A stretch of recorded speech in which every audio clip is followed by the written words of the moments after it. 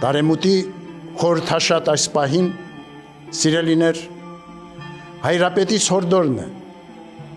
ամուր և աներեր պահենք մեր հավատը, դժվարություններին արիաբար դիմակայելու կամքն ու վճռականությունը, թույլ չտանք, որ անցնող տարվա փորձությունները կարծրացնեն մեր սրտերը,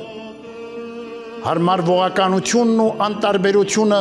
լինեն մեր ուղեկիցը, տկարացնելով մեր հույսը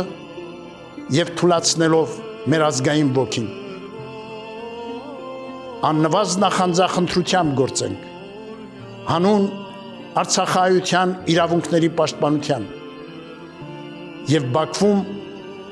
անմարդկային նվաստացումների ենթարկվող մեր հայրենակիցների ազատ արձակման։ Սերն առ հայրենին,